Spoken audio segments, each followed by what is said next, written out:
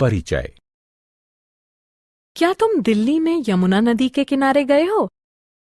नहीं मैम। हाँ मैम, मैं एक बार गया हूँ, लेकिन मैम नदी के किनारे बहुत खराब बदबू थी और वो बहुत गंदी भी थी। हाँ गौरव, तुम बिल्कुल सही हो। यमुना इस समय भारत की सबसे अधिक प्रदूषित नदी है, लेकिन पहले ये स्वच्छ थी। किंतु अब हमारी गतिविधियों ने इसे प्रदूषित कर दिया है तथा ये गंदी दिखती है। मैम, हम किस प्रकार इस नदी को प्रदूषित कर रहे हैं? हमारी बहुत सी गतिविधियां जैसे प्लास्टिक के थैले फेंकना, कारों से होने वाला प्रदूषण, औद्योगिक कचरा डालना, इसकी स्वच्छता को क्षति पहुंचाते हैं। आओ इन्हें और हमारे पर्यावरण पर इनके प्रभावों के बारे में विस्तार से जानें। उद्देश्य।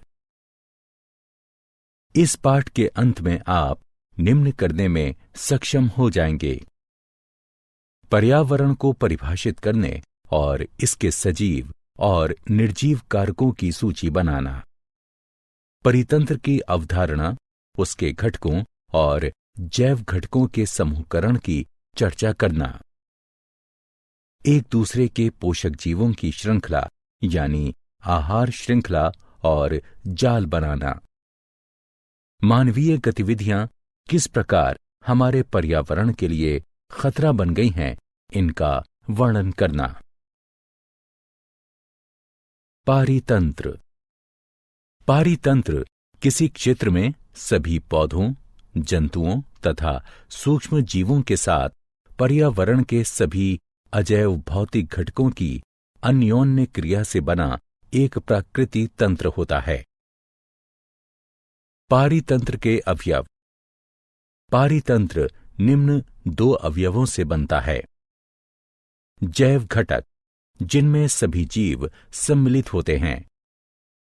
अजैव घटक में सम्मिलित हैं भौतिक कारक जैसे धूप, ताप, रासायनिक कारण जैसे खनिज पदार्थ, मृदा की नमी इत्यादि। पारितंत्र के प्रकार। पारितंत्र के प्रकार। पारितंत्र के दो प्रकार हैं: प्राकृतिक पारितंत्र, वन, रेगिस्तान, घास के मैदान, पर्वत इत्यादि। कृत्रिम पारितंत्र, पार्क, बगीचे, अनाज के खेत, चिड़ियाघर इत्यादि। पारितंत्र के जैव घटकों का वर्गीकरण। हमारे पर्यावरण के जैव घटकों को मुख्यतः तीन समूहों में विभक्त किया जा सकता है: उत्पादक, उपभोक्ता, अपघटक। उत्पादक ऐसे जीव जैसे पौधे होते हैं जो अकार्बनिक यौगिकों से कार्बनिक यौगिक का उत्पादन करते हैं। उपभोक्ता ऐसे जीव होते हैं जो दूसरे जीवों से पोषक पदार्थ ग्रहण करते हैं। अपघटक सूक्ष्म जीव होते हैं जो मृत पौधों एवं जंतुओं का अपघटन करते हैं। वे मृदा में उपस्थित जटिल कार्बनिक पदार्थों का सरल अकार्बनिक पदार्थों में अपमार्जन करते हैं, जिनका पौधों द्वारा पुनः प्रयोग होता है। आहार श्रृंखला।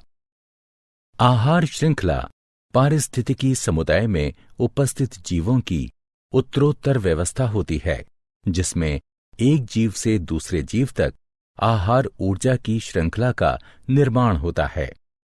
इस श्रृंखला का प्रत्येक जीव अपने नीचे के जीव पर आहार के लिए निर्भर होता है और बदले में उसके ऊपर का जीव उसे आहार बनाता है।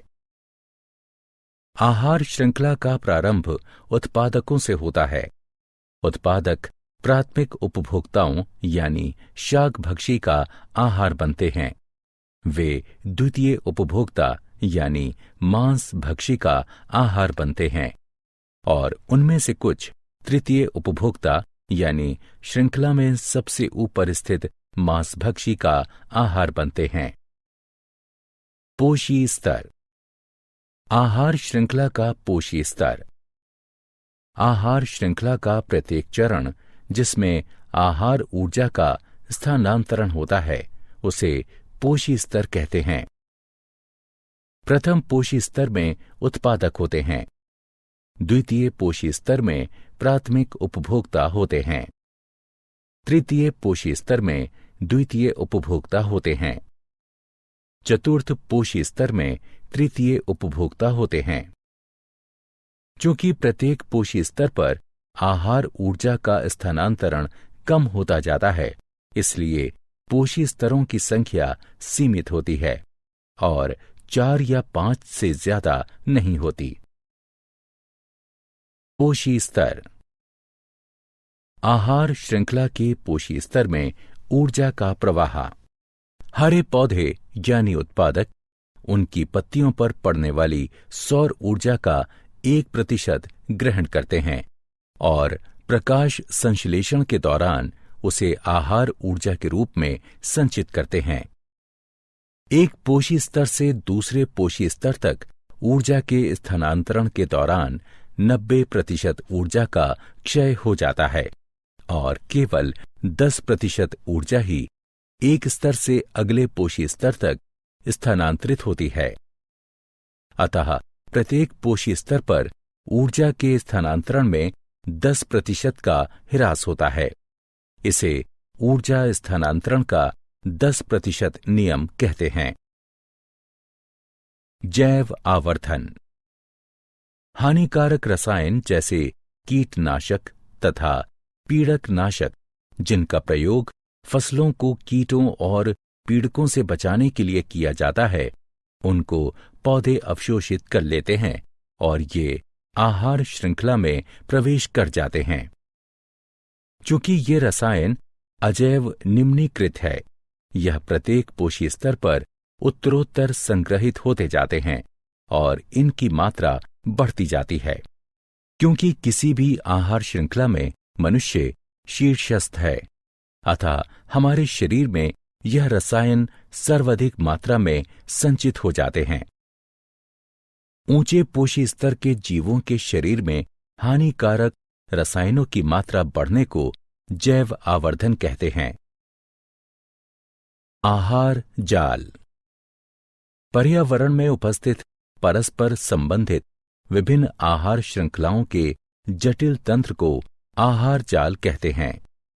मनुष्य के क्रियाकलाप पर्यावरण को किस प्रकार प्रभावित करते हैं? मनुष्य के क्रियाकलाप बहुत से अपशिष्ट पदार्थों का उत्पादन करते हैं जो पर्यावरण में फेंक दिए जाते हैं। ये अपशिष्ट वायु, जल और मृदा को प्रदूषित कर देते हैं। उत्पादित अपशिष्ट पदार्थ 2 प्रकार के होते हैं: जैव अपघटित अपशिष्ट, अजैव अपघटित अपशिष्ट। हम जो कचरा उत्पादित करते हैं उसका प्रबंधन हमें कैसे करना चाहिए? घरेलू अपशिष्ट को कचरा कहते हैं। कचरे के कारण वायु, जल और मृदा प्रदूषण होता है, अतः इसका सही तरीके से अपघटन होना चाहिए।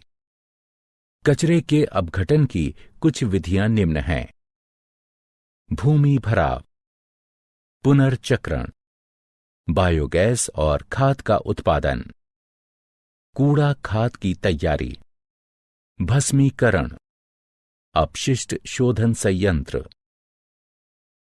वायुमंडल में ओजोन की परत का अपक्षय। वायुमंडल में ओजोन की परत का अपक्षय।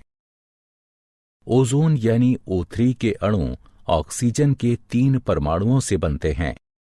वायुमंडल के उच्चतर स्तर पर यूवी विकिरण के प्रभाव से ऑक्सीजन के कई अणु स्वतंत्र ऑक्सीजन परमाणुओं में बढ़ जाते हैं, जो ऑक्सीजन अणु यानी O2 के साथ संयुक्त होकर ओजोन बनाते हैं। वायुमंडल के ऊपरी स्तर में उपस्थित ओजोन की परत सूर्य से आने वाले हानिकारक यूवी विकिरण से पृथ्वी की रक्षा करती है। यूवी विकिरण से मनुष्यों में त्वचा का कैंसर होता है। रेफ्रिजरेटरों और अग्निशामकों में प्रयोग होने वाले क्लोरोफ्लोरोकार्बन यानी CFCS जैसे रसायनों के प्रयोग से ओजोन की परत को क्षति पहुंच रही है। अतः ओजोन की परत की रक्षा करने के लिए CFCS का प्रयोग अब कम किया जा रहा है। क्या आप जानते हैं, ओजोन परत को क्षति पहुंचाने वाले पदार्थों पर 1987 में मॉन्ट्रियल संधि हुई थी। ये एक ऐसी संधि है जिसके अंतर्गत ओजोन की परत को क्षति पहुंचाने वाले पदार्थों के वैश्विक उत्पादन, उपभोग और उत्सर्जन में कमी आई है। सारांश। आइए हमने जो कुछ सीखा है उसे संक्षेप में दोहराएं। एक पारितंत्र में जैव और अजैव घटकों की अन्योन्य क्रिया शामिल होती है। पारितंत्र के जैव घटकों में उत्पादक, उपभोक्ता और अपघटक शामिल होते हैं। विभिन्न जैव स्तरों में शामिल जीवों की श्रृंखला आहार श्रृंखला का निर्माण करती है। एक पोषी स्तर से दूसरे पोषी स्तर तक जाने में ऊर्जा का सतत क्षय होता है। उत्पन्न होने वाले अपशिष्ट पदार्थों को जैव अपघटित अपशिष्ट और अजैव अपघटित अपशिष्ट में वर्गीकृत किया जाता है। क्लोरोफ्लोरोकार्बन रसायनों के प्रयोग से ओजोन की परत को क्षति पहुंचती है।